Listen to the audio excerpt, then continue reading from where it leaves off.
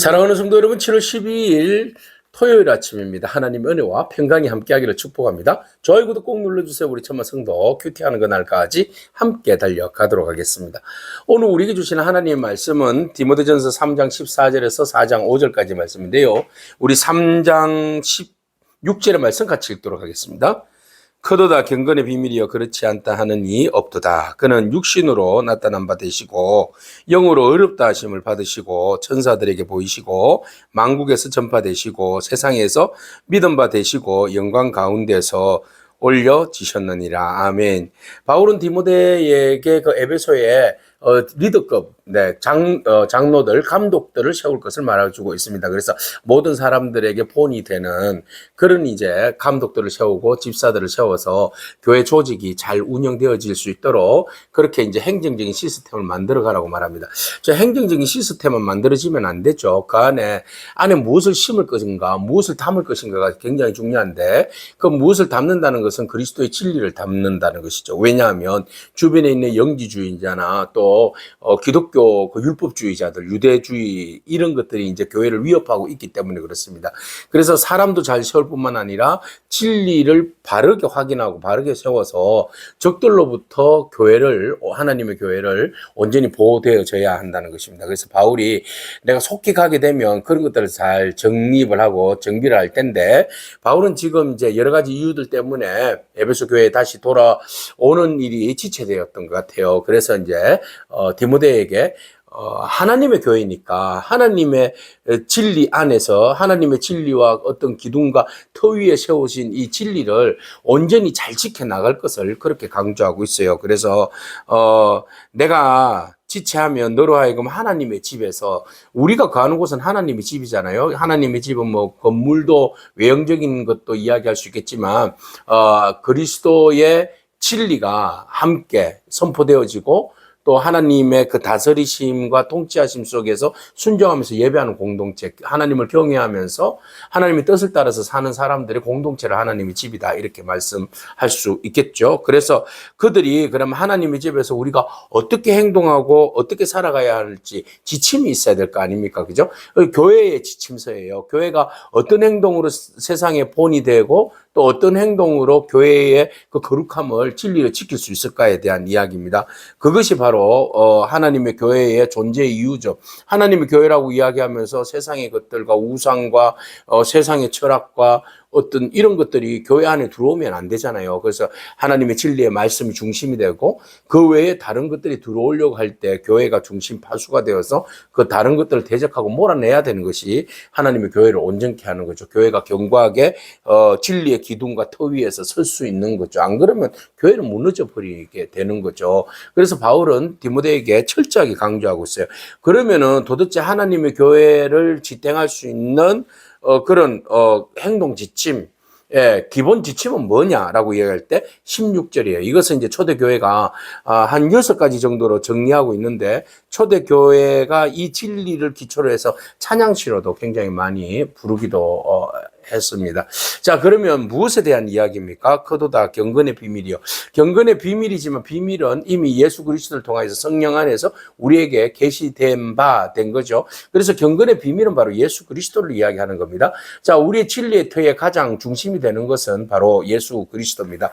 그리스도가 진리의 터가 되고 기준이 되고 경건의 비밀이 되는데 그가 어떻게 우리에게 드러났는가? 자, 크도다 경건의 비밀이요 그렇지 않다 하느니 없도다. 그가 경건의 비밀로서 그것을 부정할 자는 아무도 없는데요. 첫 번째, 그는 어떻게 오셨어요? 그는 육신으로 나타난 바 되시고 성육신입니다.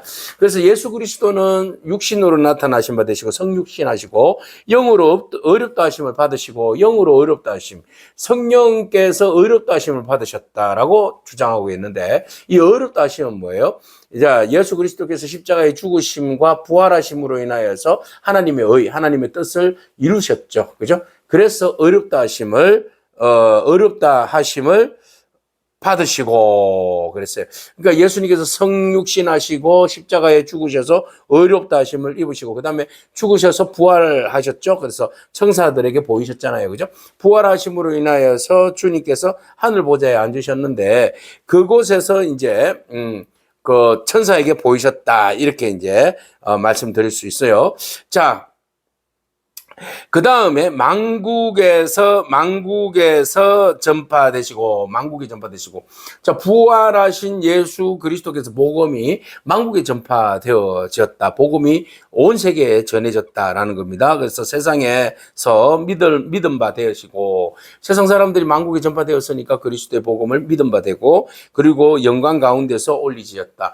영원히 하나님 보좌 우편에 앉으셔서 오늘도 우리에게 영광과 존귀와 찬송을 받으시는 분이시다. 그분이 바로 우리 주 예수 그리스도신데, 그분이 우리의 모든 경건의 비밀, 드러난 하나님의 계시, 그분의 진리 안에서 교회는 터가 세워지고 기둥이 세워지고, 그러므로 인해서 예수 그리스도로 인하여서 우리는 언제나 교회가 되어진다. 하나님의 교회를 이루게 된다라는 겁니다. 그래서 바울이 이것을 굉장히 강조하고 있어요. 우리가 뭐 때문에 모이냐? 우리가 모이는 모임이 뭐냐? 하나님의 교회다.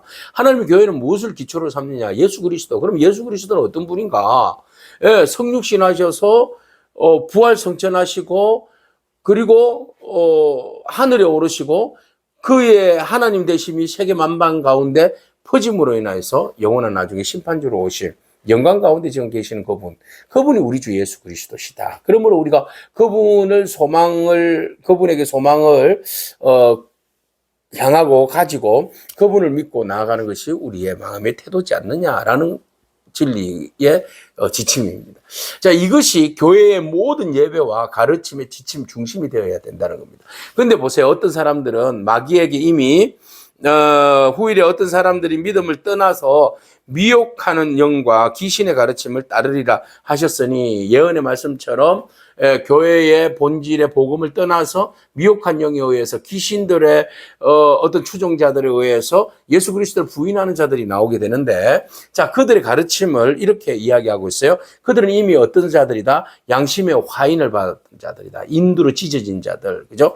그래서 양심의 화인을 받아가지고 마음이, 양심이 마비됐잖아요. 판단력이 없어요. 그래서 사단에 어떻게 그 끌려다님에 묶여서 절대적으로 진리를 알지 못하고 진리를 깨닫지 못하는, 진리에서 떠난 자들, 이런 자들이에요. 그래서 양심이 완전히 인두로 지짐을 받은 자들이에요. 그래서 영적 감각이 완전히 죽은 자들, 그들이 자기 양심의 화인을 맞아서 외식함으로 거짓말하는 자들이다 그랬어요. 그러니까 사단에 붙들림 받아서 양심의 화인을 받아서 자기가 하는 말이 거짓말인지도 모르고 그렇게 거짓말하는 자들인데, 그들의 가르침은 뭐예요? 혼인을 금지하고, 철저한 그 금욕주의를 이야기하는 겁니다. 음식물을 먹지 말라고 하고 그랬어요. 그러니까 상당히 이제 음식물을 먹지 말고 결혼 생활을 하지 말고 이렇게 하는 것은 어디에 가까운가 하면 영지주의자들, 그죠? 영지주의자들의 어떤 가르침에 의해 가지고 영적 순결을 위한 비결인 것처럼 그렇게 포장해 가지고 성도들을 이렇게 매료시켜서 유혹에 빠져서 금욕주의, 영지주의에 빠지도록 그렇게 하고 있다는 겁니다. 그래서 초대교회를 위협하는 한 3가지 정도의 그 잘못된 가르침이 있었는데, 하나는 우상숭배, 말 그대로 드러나고 있는 뭐 제우스나 아포로디테나 이런 신들을, 아데미나 이런 신들을 숭배하는 신, 그죠? 그 다음에 이제 그리스, 헬라, 철학, 그래서 그노시스, 영지주의자에 의해서 이원론적인 사고, 그죠? 육신은 부정하고 영은 거룩한 것이다, 이렇게 이야기하면서 상당히 어떤 그리스도의 육신에 오신 것을 부인하고 육신의 모든 생활은 다 부인하는 그런 이제 잘못된 가르침을 가지고 있는 이 영지주의자들, 그들이 지금 에베소 교회를 위협하고 있다라는 겁니다. 그 다음에 이제 율법주의자들, 그죠? 기독교인이라고도 하면서도 율법을 지켜야 구원받는다라고 이야기하는 사람, 아예 유대인들, 뭐 이런 사람들의 공격과 위협으로부터 교회가 상당히 어려움을 겪게 된 것이죠. 그렇기 때문에 이런 것들로부터 교회를 온전히 지키기 위해서는 진리가 무엇인지 바로 알고 깨달아서 그것을 파수하고 지켜나가는 능력이 있어야 되죠. 그러니까 진리를 알아야 진리를 자유하죠. 진리를 수호할 수 있죠. 진리도 모르는데 어떻게 진리를 수호할 수 있겠습니까? 그래서 바울은 디모데에게 진리에 대해서 그리스도에 대해서 분명하게 알고 가르치고 또 그것을 신념으로 지킬 것을 이야기하고 있어요.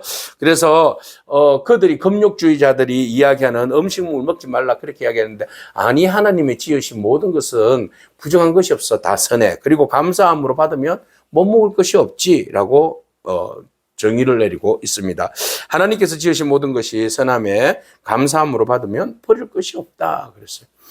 그래서 부정한 것들에 대해서 굉장히 혐오하고 또 부정한 것들에 대해서 굉장히 어떤 차별하고 선을 긋고 있는 그때 당시에 아니다 감사함으로 기도하고 먹으면 그것이 결국 들어가는 것이 사람을 더럽게 하나 나오는 것이 사람을 더럽게 하지라고 이야기하는 겁니다. 그래서 금욕주의나 어떤 영지주의나 그런 것들에 우리의 영혼을 소비시키지 말아라는 겁니다. 진정으로 우리를 깨끗게 하는 것은 비결이 한 가지가 있는데 그것은 하나님의 말씀과 기도다. 하나님의 말씀과 기도만이 우리를 거룩하게 되어지고 성결하게 되어지는 것이지 금욕을 한다든지 그리고 어떤 음식을 구별하여서 먹는다든지 이 음식이 우리를 거룩하게 하는 거 아니다라는 겁니다. 그래서 정말 우리를 진리 안에서 거룩하게 하는 것은 말씀입니다. 기도입니다.